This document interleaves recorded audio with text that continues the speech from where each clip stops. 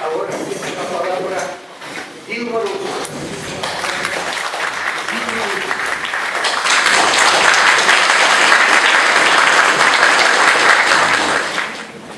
Buenas tardes, eu vou falar em português, uma língua que nós criamos naquela região do mundo.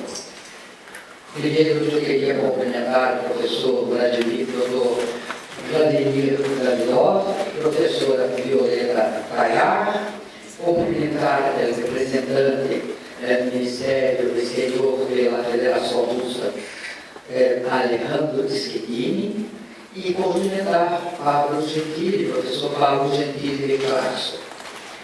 E cumprimentar a Academia de Ciências de Rússia e também cumprimentar todos os participantes desta reunião e membros do Instituto de Latinoamérica.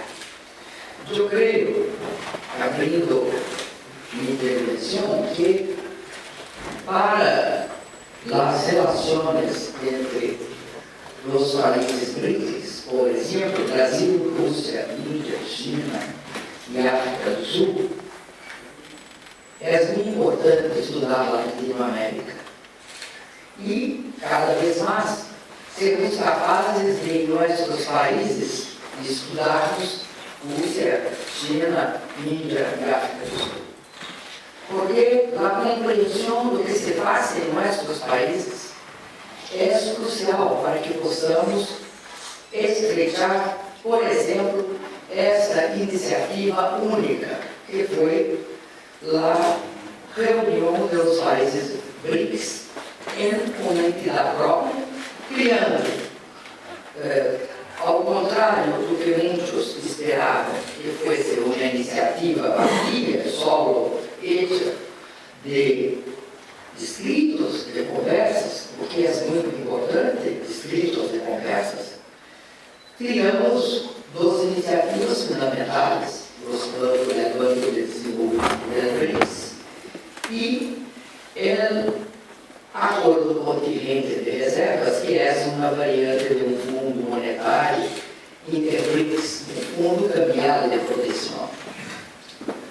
Pois bem, daí a importância de discutir a situação de um dos países BRICS, porque este país é um dos maiores países de Latinoamérica e tem uma presença em uma região importante, e como nós outros, dentro dos BRICS, quando foi todas as reuniões em todos os países, nós outros nos preocupamos de integrar não só o Brasil, mas toda a Latinoamérica em esse esforço de construção dos BRICS.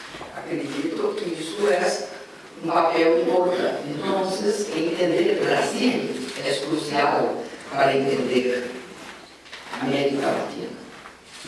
Pois bem, o Brasil passa hoje por uma situação muito complexa. Nós outros temos duas crises simultâneas que se desdobram em uma terceira crise. A primeira crise é de caráter econômico, que a crise internacional de 2008-2009 nos atingiria, não havia dúvida, porque poderíamos adiar que as consequências desta crise nos atingissem. Nós outros não a produzimos, segundo os países emergentes. Pero ela, como era fruto de uma grande, é a maior crise após 29, e, portanto, teria necessariamente consequências sobre os demais países. Primeiro, ela iria sendo como uma onda, como uma pedra que se joga no lago, por círculos concêntricos atingiria o Brasil, a China, a Rússia e todos os demais países. E foi o que aconteceu no Brasil a partir de 2014. Há, em 2014, vários eventos que levam a uma situação de crise a esses países. Crise superável, como a queda do preço das commodities, o fim da política monetária de quantitative easing, de frouxidão monetária, de expansão monetária nos Estados Unidos, levando a impactos cambiais, e outras, o aprofundamento da crise do euro, enfim, uma série de consequências que em outras se chega a nossos países, por mais que tenhamos políticas de contenção. No Brasil, essa crise, que muitos outros países já superaram ou encaminharam na superação, essa crise foi vista como uma possibilidade, um aproveitamento por parte de quem? De aqueles que estavam descontentes porque por quatro eleições presidenciais consecutivas, nós outros havíamos derrotado o programa neoliberal para a América Latina, em Brasil. E teríamos mantido todos os instrumentos que permitiam ao Brasil ter uma política de crescimento econômico, de distribuição de renda, de afirmação de sua soberania e de relações multilaterais, saindo do espectro da Guerra Fria, que por muito tempo, pós-Guerra Fria, sempre sobrou a política externa do Brasil. Então, quais são as questões? O Brasil tinha, quando entramos ao governo com Lula, em 2003, porque tivemos eleições 2003, 2006, 2010 e 2014. E nessas oportunidades derrotamos o projeto neoliberal. E qual era o nosso projeto? Nosso projeto, primeiro, era fortalecer o Brasil diante do mundo. Por quê? Porque recebemos o país com um endeudamento externo muito forte. Esse endeudamento externo muito forte significava que éramos devedores e que o Fundo Monetário Internacional estava em Brasil ditando a política econômica que consiste em concentrar todos os recursos do país para pagar os juros pelo principal de sua dívida externa. E, portanto, não tem investimento em infraestrutura, não tem crédito para as atividades industriais, nem para a expansão agrícola, nem para o petróleo, e também não tem política social consistente com o tamanho do país. Tem políticas sociais de perfil muito pequeno. Então, o Brasil conseguiu, durante a próxima década, construir seu fortalecimento e acumulou, por exemplo, uma dívida, uma reserva muito grande, deixando de ser devedor internacional, passando a ser credor. E ainda hoje temos 380 bilhões de dólares em reservas. O Brasil saiu de uma situação de extrema fragilidade. Isto é ocultado por la mídia, porque a mídia gosta muito de dizer que o governo do PT quebrou o país. Não, o país estava quebrado antes. Nenhum país com 380 bilhões de dólares de reservas era um país quebrado. E isto eles mesmos foram obrigados a reconhecer. Um mês depois que eu saí do governo, houve o Brexit, a saída de Reino Unido de la Unión Europea. O Ministério da Fazenda do governo ilegítimo, temendo uma crise de instabilidade internacional, emitiu uma nota em que dizia: a situação econômica do Brasil é de robustez, porque tem 380 milhões de dólares de reservas, porque tem sua deuda interna denominada em sua moneda, não tem deuda interna denominada em moneda estrangeira, porque tem um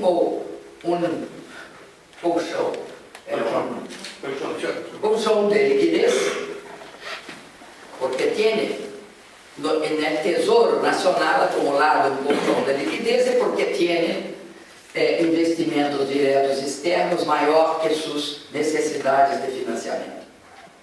Então, é claro que temia uma situação de crise que expressava em fiscal, porque quando cai, e os teus irmãos vocês sabem disso, quando cai as receitas de petróleo, em Brasil menos, pero há uma consequência, que é a queda de las receitas fiscais do Estado, que tributa o petróleo.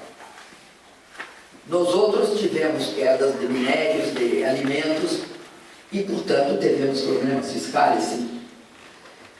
Esta crise foi aproveitada.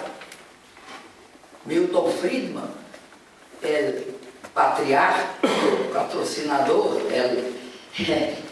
eu lo chamaria de patriarca do neoliberalismo, disse que, nas crises, era necessário aproveitar o momento para poder impor um programa que era possivelmente um programa inviável politicamente. Não passaria por eleições.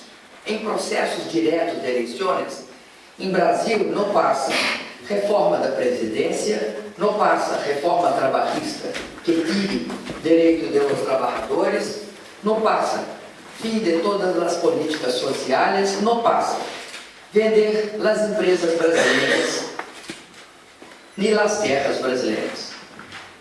É como uma impossibilidade. Não se hace em os processos eleitorais. Então, aproveitem as crises e tornem-lo politicamente impossível e politicamente inevitável. E isto eles fizeram bem com o impeachment. Porque uma das causas do impeachment, certamente a principal, é enquadrar o Brasil. Enquadrar econômica, social e politicamente. Quando aproveitaram a crise econômica, só a crise econômica não leva a um processo de impeachment. E criaram, portanto, uma crise política. 4 meses depois de minha eleição, entraram com um processo de impeachment. Só o processo de impeachment já é extremamente desestabilizador, porque cria sempre a possibilidade de fim do governo. Há 3 meses do início do governo, em uma eleição que eu ganhei por 54 milhões e meio de votos, se inicia o fim do governo. Este processo tem a ver também no Brasil com outro, que é a tentativa de nossos opositores, que são 2 partidos políticos fortes e que estruturam alguns outros menores, mas estes 2 partidos fortes se estruturam para evitar que investigações cheguem a eles. Hasta que um senador da República Brasileira é objeto de uma gravação em que ele disse: vamos afastá-la para que impedamos que as investigações de corrupção cheguem a nós. Eu uso uma expressão: vamos estancar a sangria, vamos parar o sangramento não vamos deixar que chegue a nós. Por quê? Porque em Brasil foi o último país de América Latina a sair da escravidão. As academias de ciências sociais nunca colocaram o centro da questão fundamental do processo de discussão de Brasil no fato de que nos fines do século XIX eram os escravagistas. E não se sai da escravidão só porque uma princesa assina uma lei abolindo a escravidão. Todas as consequências da escravidão estão entranhadas não só na política, mas na cultura, na relação entre a gente, na formação da família. Lembrem-se que uma família de escravos jamais poderia considerar que suas relações fossem estáveis e permanentes, porque um pai poderia ir para uma parte do Brasil, 2 crianças para outra e a mulher para outra. A fragilidade da família escrava também é muito forte e impacta o Brasil hasta agora. A academia no Brasil nunca discutiu muito esta questão da escravidão. Sempre discutiu uma outra questão e atribuiu a Portugal certas características que eles chamam de uso do Estado, uso das instituições públicas para seus próprios fins. O patrimonialismo, que é o uso do Estado para seus próprios fins. E isto sempre foi colocado em primeiro plano em relação à escravidão, por um motivo óbvio, porque quem patrocinava os estudos são as classes que vendem os senhores, e não as classes que vendem os escravos. Esta questão é uma questão séria, Brasil, porque a exclusão social no século XXI está sempre combinada com o privilégio de ser senhor do século XIX. As duas coisas sempre virão juntas. Por isso, em muitos momentos disseram que era este governo do PT transformando nossos aeroportos, finos aeroportos, em rodoviárias que são usadas pela plebe. Essa é uma questão importante. Por quê?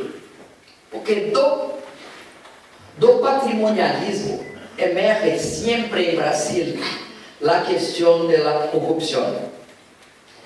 Eu creio que o meu governo e o governo de Lula foram os que mais fizeram iniciativas para combater a corrupção, porque a corrupção se combate com 2 coisas: uma, que é instituições; 2, que é leis. Sem leis e instituições, não há combate.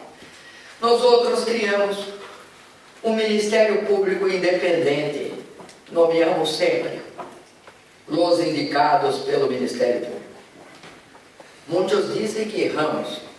É possível que tenhamos errado, porque reduzimos os pesos e contrapesos necessários para ter uma instituição que tenha controle social. Ela não há nenhuma instituição que pode ser autônoma por si só, em Brasil pelo menos.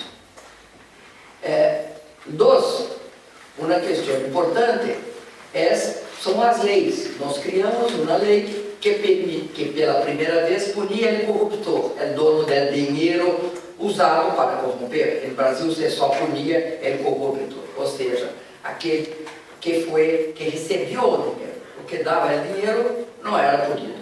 Então, era punido se havia previsão. Não havia como punir. não se estabeleciam os mecanismos de hacerlo, por isso nunca hicieron hasta ahora. A segunda questão era outro dispositivo chamado delação premiada, que permite que uma pessoa confesse seu crime e com isso tenha redução de sua punição e tenha também, é uma questão que é clara hoje, permite que fique com uma parte do seu patrimônio. Como se hace para obter a discussão? Prende a pessoa. O estatuto de habeas corpus, que é aquele estatuto que impede que uma pessoa fique presa sem que se clarifique por quê, hoje no Brasil não é algo que se aplique ampliamente. Então, as pessoas ficam um ano. A partir de um ano, o que acontece em Brasil? Há um mercado, uma espécie de mercado de delação. O que é o mercado de delação? Primeiro, um mercado bastante especial. Isso eu não estou dizendo todas. Eu posso falar porque eu sancionei a lei. Esta mano que sancionou esta lei. Estou falando de algo que eu fiz. Então, o que é a distorção? A distorção é o seguinte: se prende um tipo, se deixa o tipo um ano. Em minha época de resistência à ditadura militar, nós outros acharíamos tranquilíssimo ficar um ano preso, porque era sem tortura, não tinha tortura. Nosso problema não era ficar preso, nosso problema era ser torturado. E porque tínhamos consciência política. Então, ficar preso era uma coisa que sabíamos que poderia acontecer. Hoje, as pessoas não conseguem, não têm, não é igual. Quando se prende um tipo, é como se eu torturasse de forma extremamente dolorosa. Além disso, é importante dizer que depois de um ano, o tipo fala o que quer o procurador, porque se o procurador não aceita a delação, ele não sai da cárcel. É interessante que a maioria dos que foram sueltos também ficaram com parte de seus patrimônios obtidos de forma não legal. Então, por isso eu chamo de um mercado de delações. Não vou entrar acá no fato que há muitas discussões, porque há relações estranhas entre grandes escritórios de advocacia, escritórios de advocacia internacionais e também procuradores da República. Tem uma série de problemas, pero isto não significa que não se deva combater a corrupção. Se deve combater a corrupção, só que há que cuidar para não transformar este combate numa forma de luta política. Porque em Brasil, se pode contar assim, o presidente da República, que foi o que criou o Estado Nacional, que se chamou Getúlio Vargas, foi acusado de corrupção. E, sobre um cerco violento, se suicidou. Depois, o outro presidente, também, que estava fazendo uma série de iniciativas populares, Juscelino Kubitschek, também foi acusado de corrupção. O terceiro presidente, João Goulart, também foi acusado. De nenhum deles se provou nada depois do processo político ter se encerrado. Por que isso? Porque sempre a questão do patrimonialismo aparece para que não se discuta a grande questão brasileira, que é a desigualdade. Somos o país mais desigual do mundo. Todos os que lutam contra a desigualdade também são objetos, têm que ter uma certa perseguição. Eu tive um golpe porque eles não conseguiriam, mas sabiam que não conseguiriam. A última tentativa foi a minha quarta eleição. Eles sabiam que nós outros éramos capazes de superar a crise. E, portanto, há que interromper, porque eles continuarão gastando muito com os pobres. Eles continuarão tirando 36 milhões da pobreza, tirando o Brasil do mapa da fome, continuarão afirmando a Petrobras, mantendo seus 3 grandes bancos públicos, que nós temos 3 grandes públicos, um deles, Banco Nacional de Desenvolvimento Econômico e Social, é maior do que o Banco Mundial, que tinha fundo, teria fundo. Agora estão tentando tirar o fundo dele para fechar as contas do Tesouro. E aproveitaram a oportunidade e me tiraram do poder. Este é o primeiro ato desta peça. Não é o último, não é toda a narrativa, não é toda a trama. A trama continua. Primeiro da parte da trama, retirada dos direitos sociais. É ser o mais rápido possível aquilo que não puderam ser. A ser. Exemplo. Criaram um teto de gasto. Teto de gasto é o seguinte: saúde e educação não pode, por 20 anos, crescer além, dado o pior ano do orçamento, não pode crescer a não ser em termos reais. Isto, em Brasil, significa que não haverá educação para as pessoas, porque entram novos e, além de entrar novos, tem que melhorar a situação de educação existente. E isso, em Brasil, pode ser feito pelo setor privado, parte.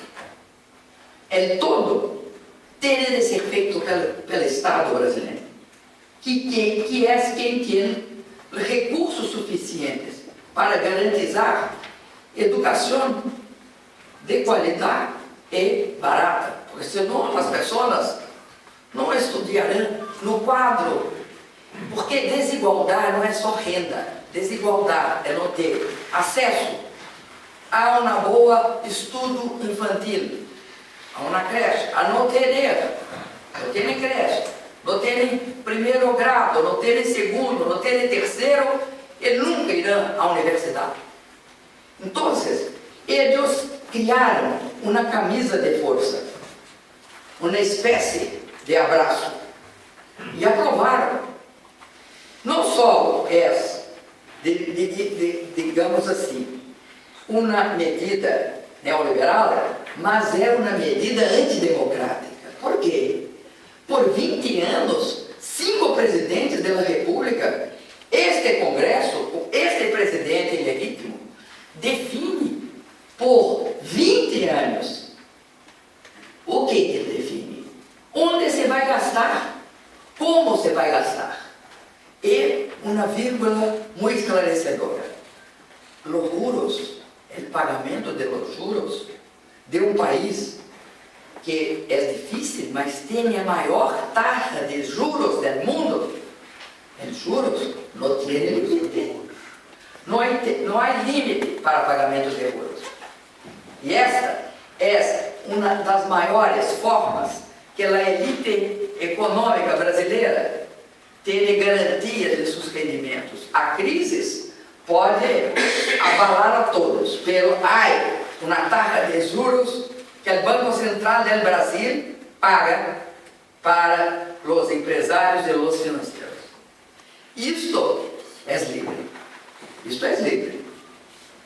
Para você ter uma ideia de proporção, o investimento público chegava em seu maior nível, que foi no ano de 14, a 64 milhões de dólares. E o pagamento de juros 300 e poucos milhões de dólares. Então, há uma forte concorrência por recursos. Os sociais estão, não é só social, educação e saúde, é saneamento, sanitation, é ciência e tecnologia, é rodovias, ferrovias, portos, aeroportos, que é o governo investir, são todos os demais, tirando os financeiros. Os financeiros não é arquiteto. Para os políticos, os de política social e de infraestrutura, arquiteto. Só que para o resto, que não é saúde e educação, é pior ainda. Como você vota não pelos belos olhos de um presidente, você vota porque você crê que aquele presidente vai usar o dinheiro público para melhorar a vida, para ser isso ou ser aquilo. Então você rouba duas coisas. Tira das pessoas do orçamento e tira o cidadão do direito de votar. Porque você não pode decidir onde você vai gastar, para que eleger. Eleger para quê? Primeiro fizeram isso. Segundo, depois de 42 anos, mudaram a legislação de trabalho e precarizaram todo o trabalho, como se hace na União Europeia. Enfim, cumpriram essa rota. Agora, o problema deles é muito sério. Estou encaminhando agora para o final. Eles não têm candidatos. Eles conseguiram, com este processo de desmoralização pós-golpe, conseguiram coisas terríveis. Primeiro, se autodestruíram. Os dois partidos golpistas estão praticamente liquidados, porque não conseguiram impedir que as investigações continuassem. Há uma confusão de investigação, criou-se um maior lío em Brasil, e eles não têm candidatos viáveis. Quem é o candidato viável? De extrema direita. O senhor que, quando foi votar em meu impeachment, votou pela tortura e pela ditadura militar. Bolsonaro, perfeitamente. E qual é o outro problema?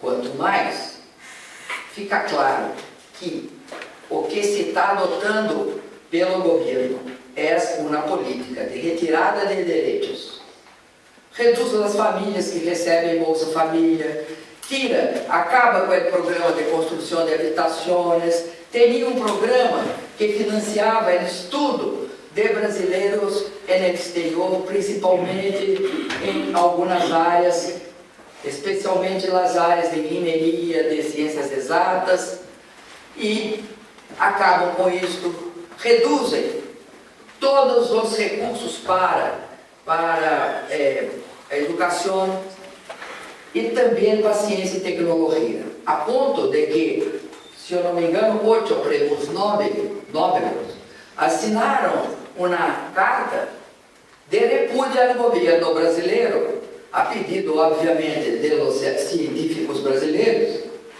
porque eles não têm mais dinheiro e levam o país por uma política de limite de gastos a praticamente fechar algumas coisas. O exército brasileiro não tem dinheiro para policiar as fronteiras, porque entraram em uma absoluta paranoia de conter gastos. O que está havendo então? Quando se acha uma pesquisa, o que você vê na pesquisa? Você vê uma coisa que é imperdonável. Lula sobe e se transforma em todos os cenários en el candidato a presidente que ganharia a eleição pelo dobro de las intenções de voto de los demás. E os demás começa com Bolsonaro. Primeira coisa. Segunda coisa, houve um grande crescimento de la rejeição a Lula, porque por 2 anos a imprensa veio em televisão, em jornal, dizendo que Lula era um corrupto. Pois bem, quando a questão sai da imprensa e vai para a justiça, tem um contraditório. Não é só um lado que abre, abrem 2 lados. Um acusa e outro se defende. E aí, as questões se complicam. Se complicam porque, por exemplo, a acusação que resultou em uma condenação de 9 anos, esta condenação de 9 anos foi feita com base em um apartamento de 120 metros quadrados, somado todos os níveis. E o que se viu? Para ser dono de um apartamento em Brasil, pode ter 2 situações. Ou você é proprietário, ou você tem a posse do apartamento, mesmo que não tenha a propriedade. E você pode ter a posse. Você usa o apartamento e você mora nele, né? Você tem posse. É uma situação atípica, mas é possível. Então, vamos ver. Lula não tem a propriedade. 2. Lula não tem a posse. 3. O apartamento está sendo usado por uma instituição financeira para ser a garantia de um empréstimo destas instituições. Ou seja, também não tem livre manipulação do bem. Está em nome de outro, em garantia pública. Então, isto começou a aparecer. E todas as demais questões foram surgindo e sendo respondidas. Então, o que acontece na última pesquisa de semana passada? Cai a rejeição de Lula. E aumenta a rejeição do juiz. A rejeição do juiz era quase zero. Hoje está em quarto, chegando a 50%. Está em 45%. Isto criará um problema no Brasil. Por quê? Eles não têm candidato. Eles são quem? Eram partidos de centro-direita, mais à direita, que foram comidos pela extrema-direita de Bolsonaro. Produziram sua própria morte e criaram para todo o Brasil um problema sério, porque Bolsonaro é a favor de matar crianças que cometem delitos. É a favor de matar um jovem de 17 anos. Tem uma política de segurança completamente incivilizada, desumana. É contra tudo e contra todos. Perfeitamente. Porém, o que se passa? Se passa que há uma tentativa de tirar Lula do pleito. Como? Se condenar na segunda instância, uma pessoa, são 3 instâncias. A primeira é o juiz básico, a segunda é o primeiro tribunal, que tem uma corte. Se condenar acá, não pode concorrer. Mesmo que depois a Corte Suprema tem inocente. Então, há uma segunda etapa possível do golpe. Enquanto isso, o que ocorre? Ocorre o seguinte: o problema é óbvio que um grande líder é sempre um grande líder. Mas um grande líder também é aquela pessoa que percebe que o projeto dele é maior que ele.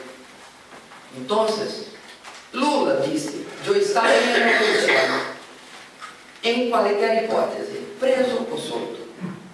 livre ou condenado, morto ou vivo, porque alguém me sucederá. E aí, o que mostra da pesquisa? A pesquisa mostra que uma pessoa qualquer, não põe em nome de ninguém, que foi indicada por Lula hoje, se ele começar a eleição, tem 27%. Atrás deste, vem Bolsonaro com 17%. É essa a situação.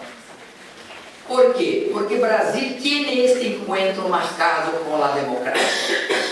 É uma das piores características do golpe, junto com a perda de direitos, com o fato que estão vendendo no Brasil vários patrimônios brasileiros baratos, é o avanço do estado de exceção. Tem uma democracia, mas tem medidas que corroem a democracia por dentro. Há pelo menos dois grandes estudiantes de política e sociologia. Um é Agamben, Giorgio Agamben, que é um italiano que estuda o estado de exceção. Ele mostra que o crescimento de algumas medidas de exceção vão ocorrendo na democracia em este momento de pós-Guerra Fria, em que não está mais sendo possível em países como os latino-americanos ter um golpe militar.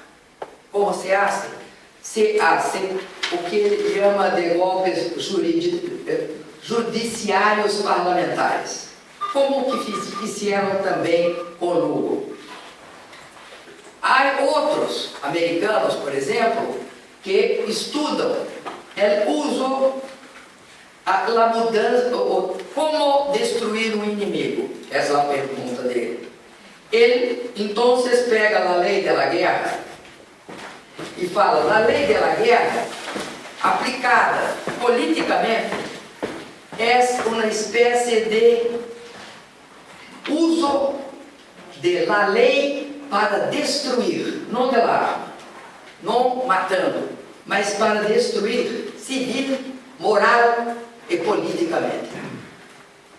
É o que ele chama de lawfare. Né? Esse lawfare consiste em você criar uma espécie de justiça do inimigo. A justiça do inimigo não está no campo político da diversidade da democracia. E na democracia, você tem de respeitar seu adversário. Não é possível que você queira matá-lo. E você pode querer contraditá-lo, ganhar dele, pode querer que sua política vença, mas não pode querer eliminá-lo. Não é essa a regra. A justiça do inimigo é a forma pela qual se constrói a possibilidade de eliminar o adversário.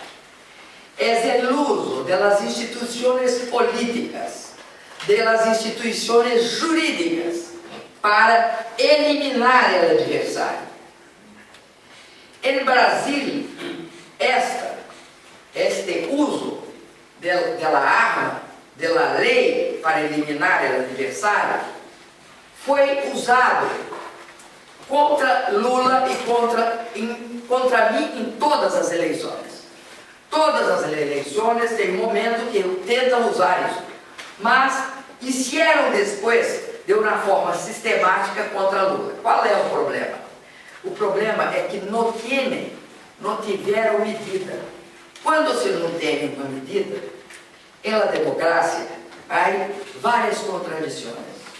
Todos são iguais perante a lei. Esta é a norma jurídica, sem a qual não há democracia. Pois bem, quando você instaura a justiça do inimigo para eliminar aquele, sobra bala para quem não quer. Para aqueles que não querem, que nós somos inimigos. Por isso em Brasil, a direita, hoje, é a mais atingida. Porque nesse processo se liberou vários instrumentos. Então, o que explica que de repente, eu me vou a viajar para Londres, chego em apartamento de minha madre em Rio de Janeiro, acendo a televisão, que vejo? Eu sou uma pessoa bem informada, que vejo eu? Um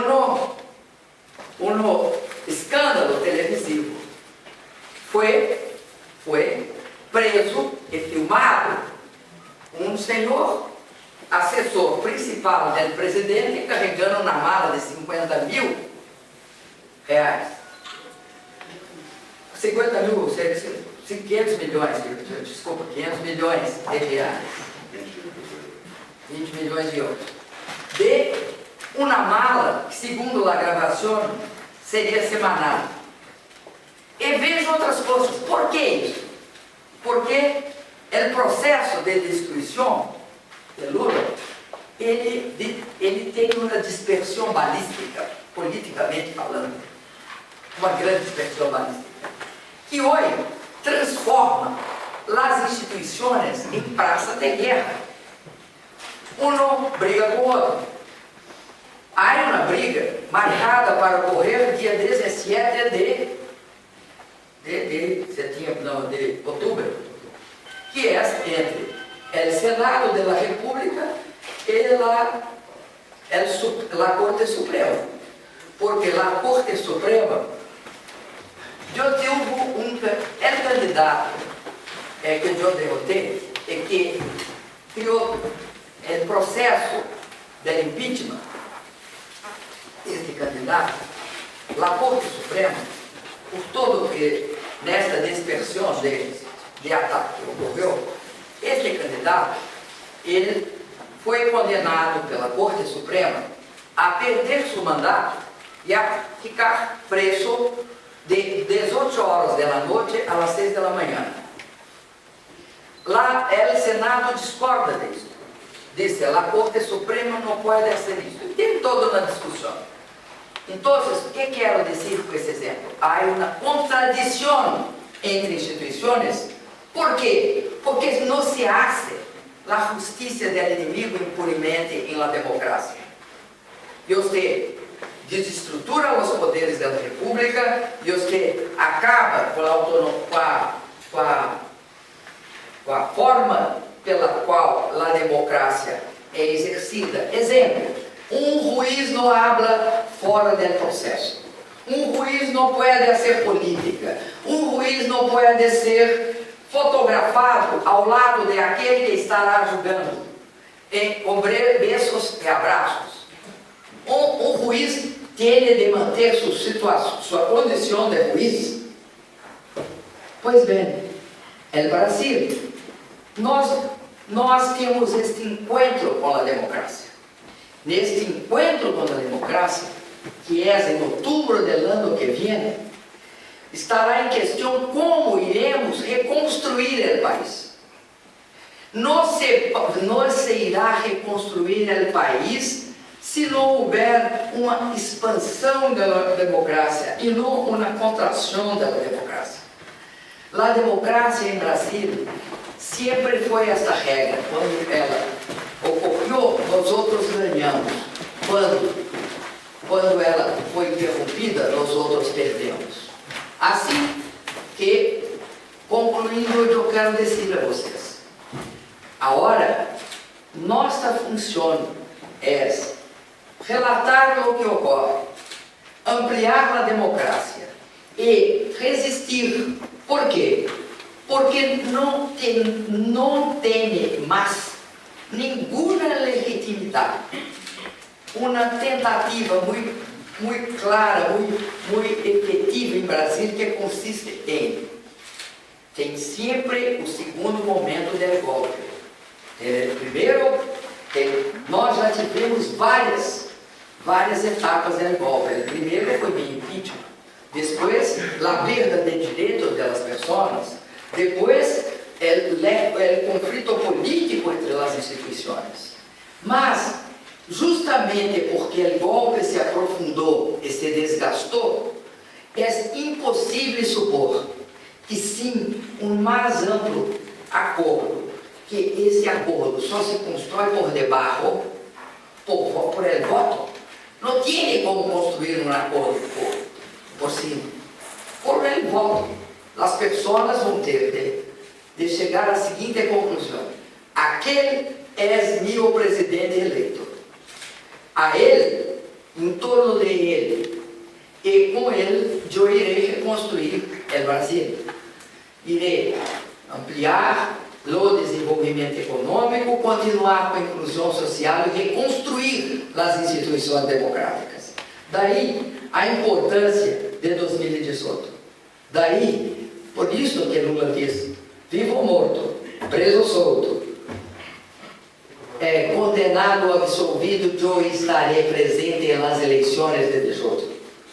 E, por incrível que pareça, ao nos golpear, ao invés de nos destruir, nos deram um caminho de luta, um caminho de resistência. E a bandeira da democracia é nossa, não é deles. Muito obrigado.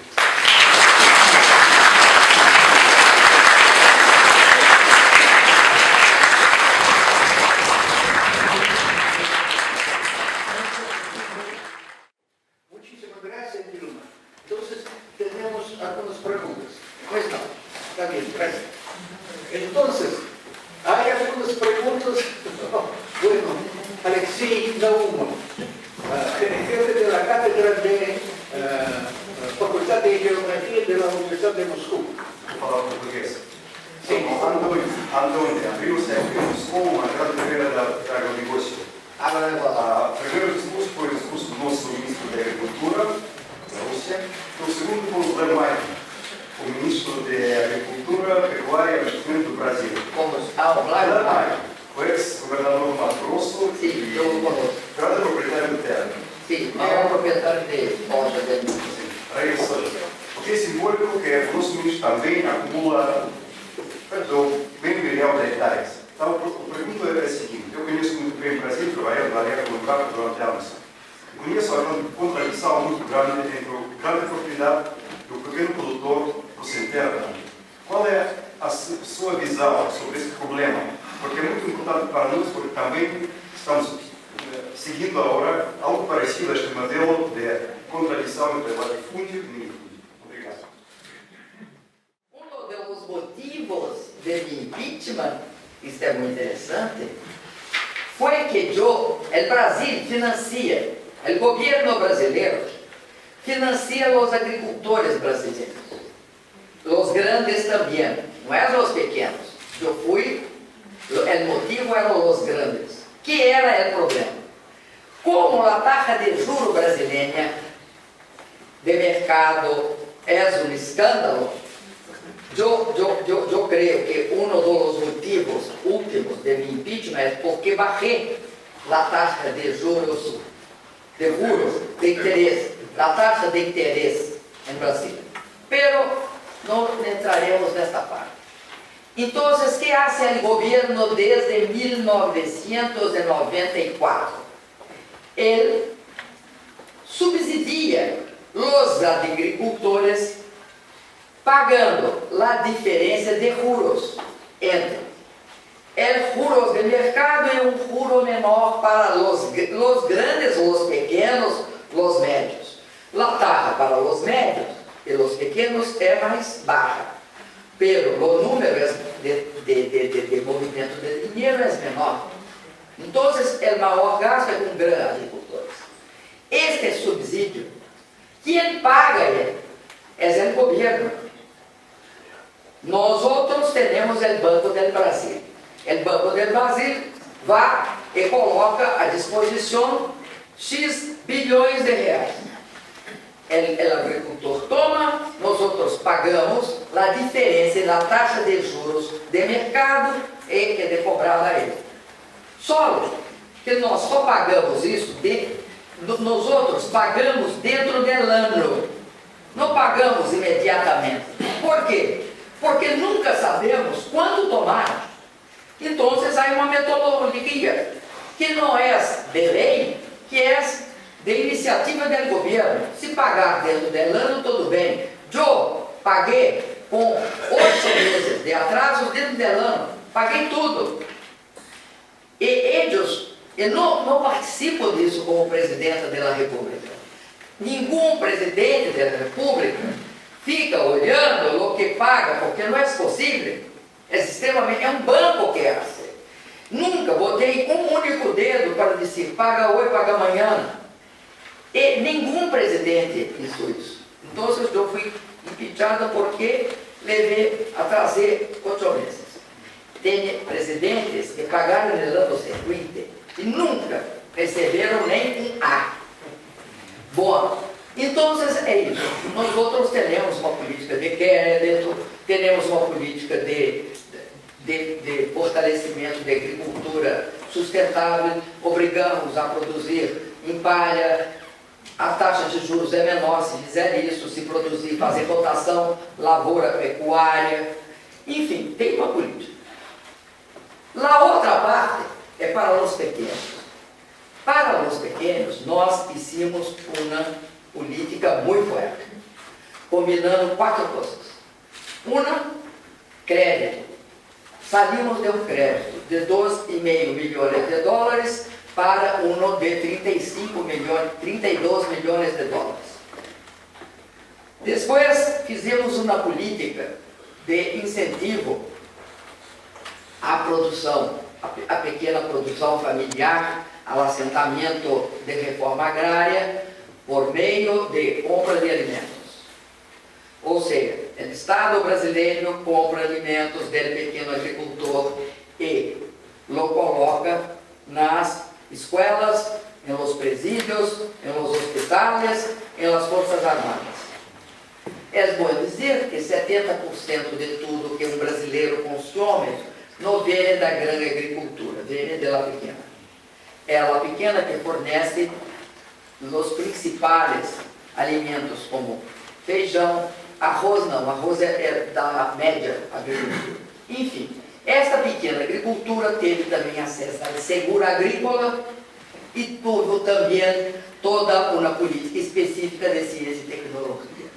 Nós, de fato, só podemos reduzir a desigualdade no Brasil porque ampliamos a renda da agricultura familiar.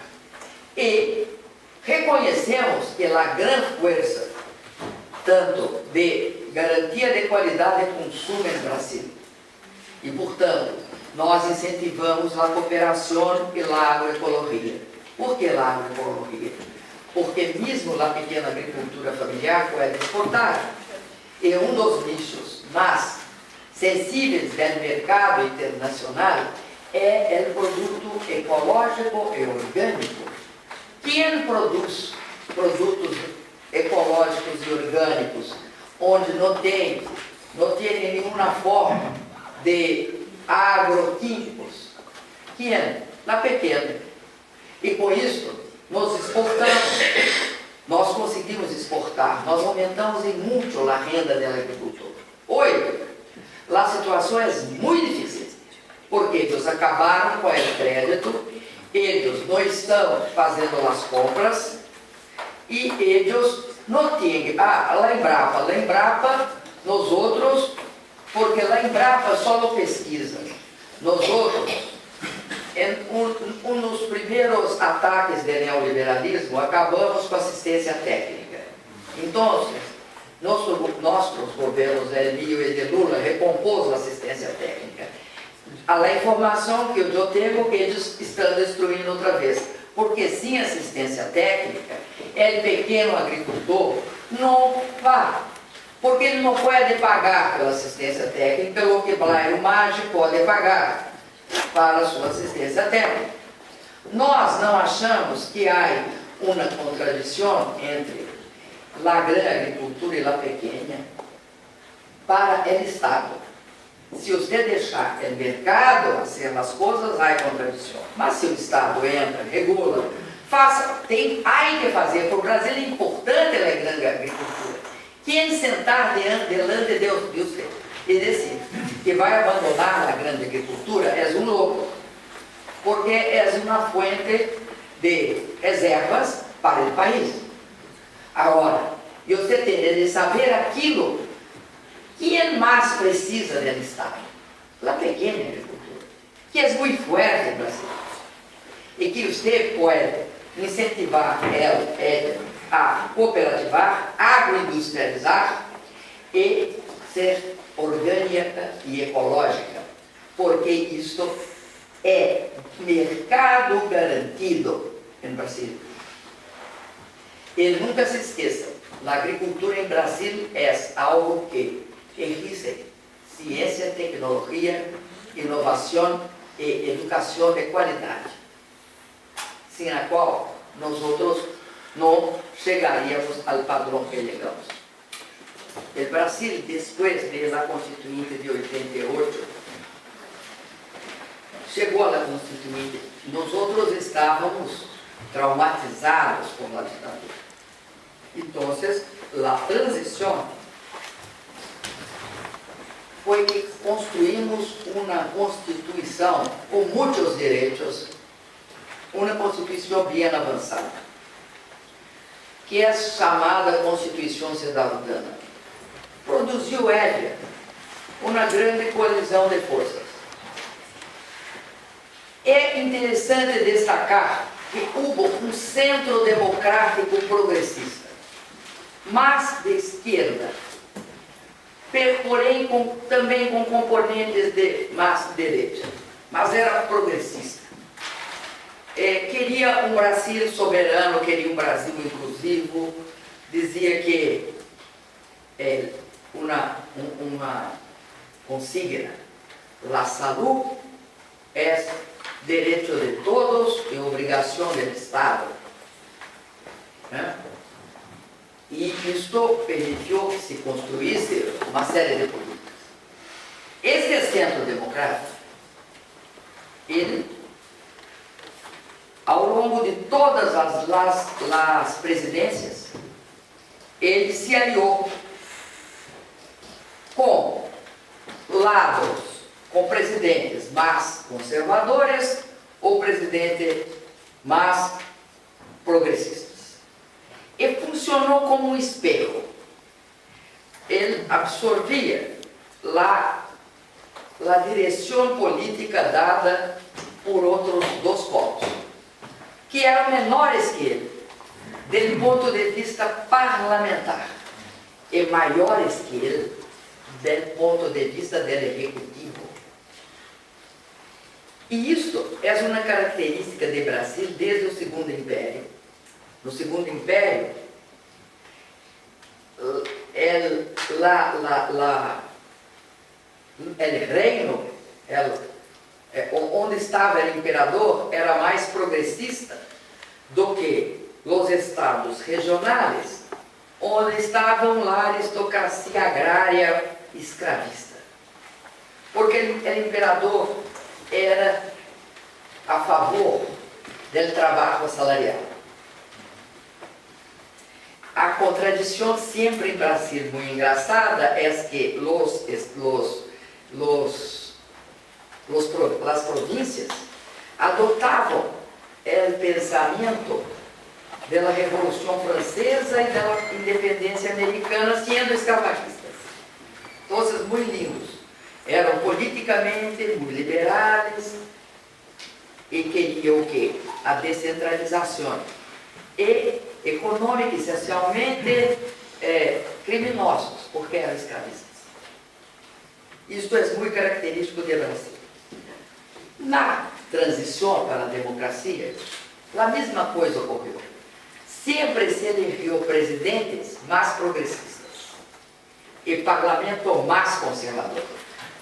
Pois bem, ao longo desse processo, e você pode olhar vários momentos, eu vou simplificar, ocorreu na fragmentação do centro. Esta fragmentação do centro derrubou um centro com um núcleo, que fazia mais o esquerramento dos extremos, que é o PMDB, que era o núcleo do centro mais fragmentado, que permitiu que alguns governos conseguissem atrair partes do centro, que tinha se fragmentado, e se colocou mais à direita. Tinha um presidente do Congresso brasileiro chamado Ulisses Guimarães, muito importante, nessa transição, você sabe, que disse o seguinte: se você acha este Congresso malo, espere no próximo. Será pior, né? É uma verdade. Mas por que é uma verdade? Porque o centro se fragmenta. E uma coisa no sistema eleitoral ocorre. Uma lei que é democrática, com duas características democráticas, se une a um absurdo não democrático, aparentemente democrático. O que é isso? A hora eles mudaram isso, ayer, eu creio que foi ayer ou anteayer, tinha a seguinte definição: não há cláusula para você ter um partido. Você pode ter um partido com uma pessoa, duas pessoas, três pessoas. Criaram um partido de mulheres, que não tem nenhuma mulher. Não, por quê? Porque não teria cláusula, porque nós chamamos cláusula de barreira. A cláusula pela qual se limita o número, ou o partido, a sua capacidade de ter elegido representantes e ter votos. Quantos votos você tem de ter X votos no Brasil inteiro, tantos em cada estado. Isso se combinou com uma lei que era o acesso à televisão é grátis e o acesso a um fundo partidário com dinheiro para manter o partido. Então, se combina uma lei que libera tudo com essas duas, o que acontece? Se cria um mercado, um bom mercado. Por quê? É possível no Brasil ter 35 partidos? Por quê? É possível, porque tem. Mas 35 programas para o país? Como? Como? Não há 35 programas para o Brasil. Se há muito, há 7. E olhem lá. Porque pode ter umas variações. O que isso significa? Que está formado o mercado do fisiologismo. Como se chega ao poder? Se impõe aos partidos fortes uma relação pós-eleição.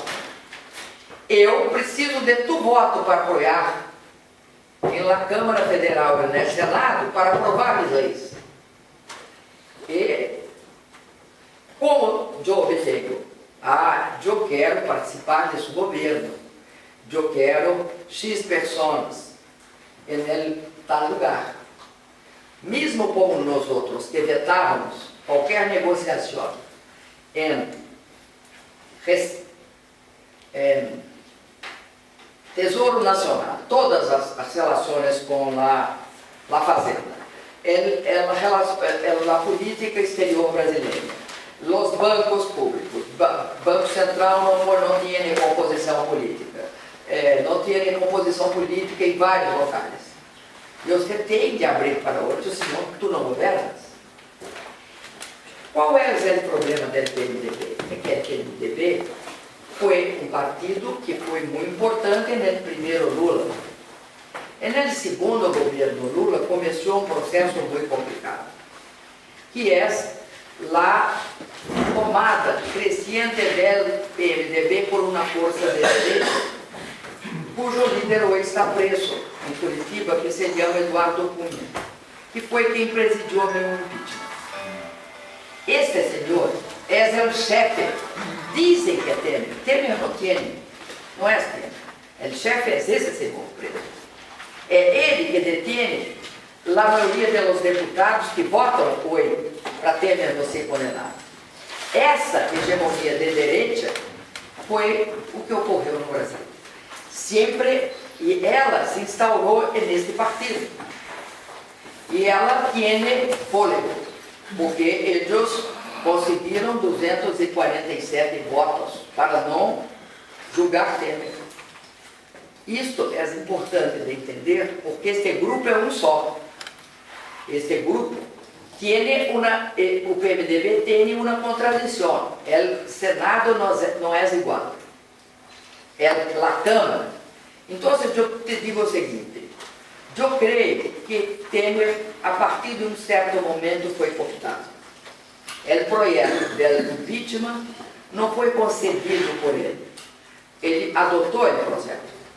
Ele é um traidor, mais do que um estratega golpista.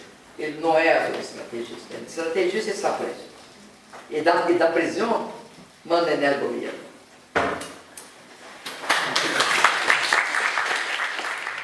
Aquela crise se produziu no Brasil, e como a senhora falou, não nasceu no Brasil, porque foi trazido de fora. Aquela crise teve uma repercussão ou não teve na cultura brasileira? Se teve, qual foi a repercussão? E se teve, quais são as possibilidades de sair dessas dificuldades para a cultura brasileira continuar sendo uma das melhores do mundo? Muito obrigado. Muito obrigado pela pergunta. A senhora sabe qual foi a primeira medida do governo golpista?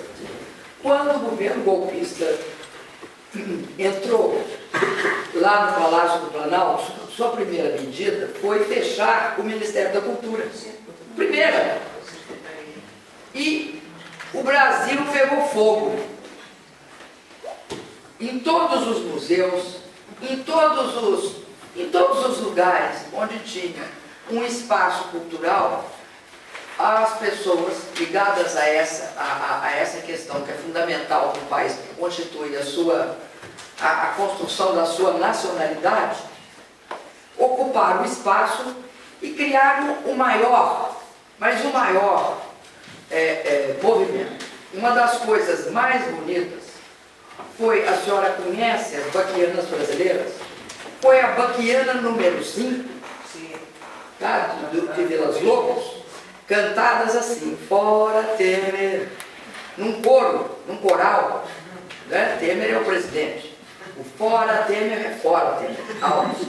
Então eles cantavam em todas as tonalidades, fora Temer, fora, você lembra disso? Foi uma maravilha. É um governo extremamente que desvaloriza a cultura. Ele desvaloriza, ele não dá a menor bola na cultura. A cultura é algo que... tinha um amigo nosso que dizia o seguinte: sabe qual que é o problema deles? Não sei se isso dá para vocês entenderem em espanhol. Eles pensam que escrúpulos é uma ilha grega. Não sei se vocês sabem o que é escrúpulos em português. Porque é algo que eles tinham incrustado neles, essa falta absoluta de escrúpulos em relação à cultura brasileira. E ainda existe. O ministro da Cultura que eles colocaram, a partir de um certo momento, renunciou por absoluta incompatibilidade entre ele, que era uma pessoa decente, pelo menos, e o que estavam propondo para ele fazer. Esse outro que foi preso, é porque pegaram 51 milhões de dólares, de reais a quanto? 15 milhões de dólares? Mais ou menos. Pegaram 15 milhões de dólares no apartamento que é dele, ou que é alugado para ele, e esse senhor queria que esse ministro desconstruísse porque nós temos várias leis que protegem as cidades brasileiras. Então tem partes que são coloniais, tem partes históricas, que são muito bonitas. Então ele queria construir um espigão no centro histórico do país, de Salvador. Né? E então o ministro deles renunciou. A cultura, a senhora me desculpa, mas acho que talvez seja a área em que eles demonstram que não tem o menor compromisso com o longo prazo no Brasil, com a nação brasileira. Porque isso, você pode ter pessoas que divergem de você em quais são as iniciativas econômicas, o que você vai fazer economicamente, você pode divergir, acho que tem de fazer assim, menos assado. Mas, mesmo essas pessoas têm compromisso com o seu país. O problema é que tem segmentos no Brasil que não tem compromisso com o país, com a nação. E quando você não tem esse respeito pela cultura brasileira, você não tem compromisso com a nação.